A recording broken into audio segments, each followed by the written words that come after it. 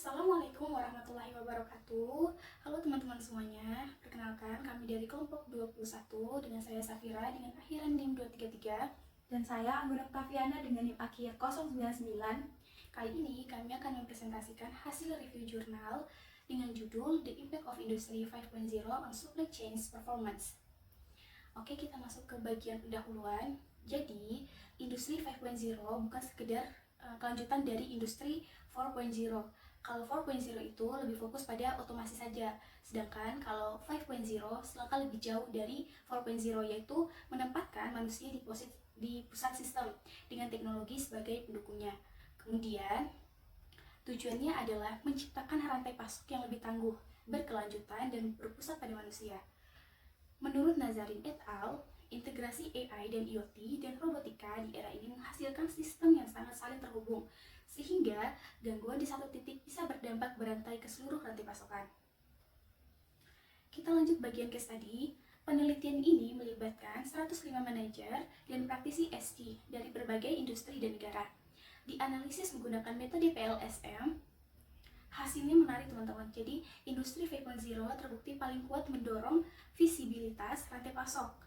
Melalui teknologi seperti blockchain dan IoE, seluruh mitra SC bisa bertukar data secara real time. Kemudian, rantai pasok jadi lebih transparan.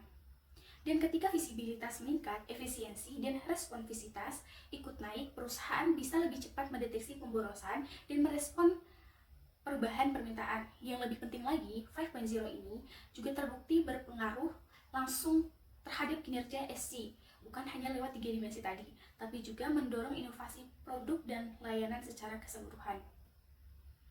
Baik, selanjutnya kita masuk pada identifikasi masalah.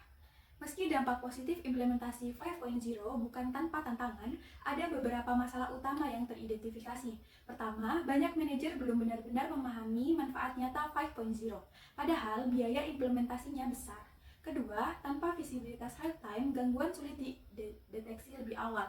Ketiga, infrastruktur teknologi antar mitra SD sering tidak kompatibel, jadi data susah dibagi. Dan yang tak kalah penting, disrupsi global seperti pandemi dan kelangkaan semikonduktor membuktikan bahwa SD kita belum cukup adaptif. Kemudian kita lanjut pada penanggulangan dan solusi.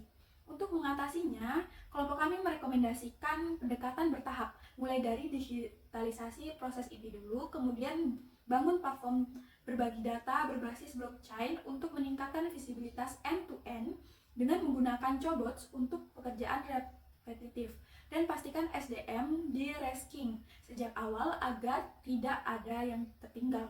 Kuncinya adalah visibilitas dulu, karena data penelitian membuktikan itulah faktor yang paling kuat menggerakkan kinerja SC di era 5.0. Kemudian kita masuk pada slide selanjutnya, yaitu future research dan saran. Pertama, ada faktor mediasi dan moderasi.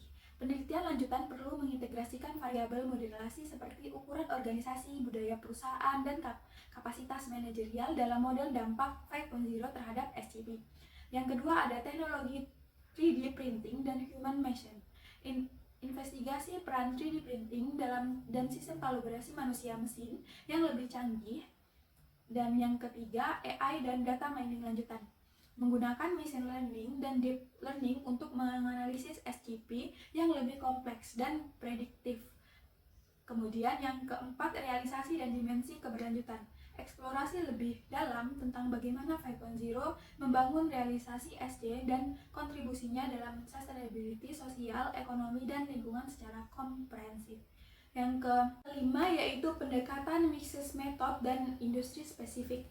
Studi kuantitatif atau wawancara fokus group dikombinasikan dengan kuantitatif untuk memahami nuansa adopsi 5.0 pada industri tertentu, manufaktur, retail, dan farmasi.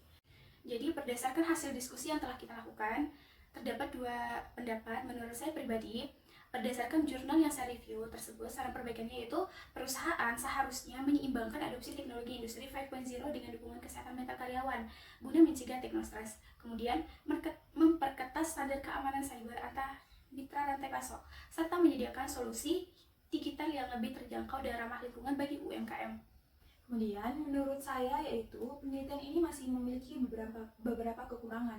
Yang pertama adalah sampel hanya 105 responden dari berbagai industri, sehingga hasilnya kurang spesifik. Dan yang kedua ada pengumpulan datanya hanya menggunakan kuesioner selama 2 minggu, sehingga kurang mendalam. Saya sarankan sebaiknya melakukan wawancara secara langsung sehingga hasilnya lebih mendalam dan lebih baik. Sekian presentasi dari kami, lebih dan kurangnya mohon dimaafkan. Assalamualaikum warahmatullahi wabarakatuh.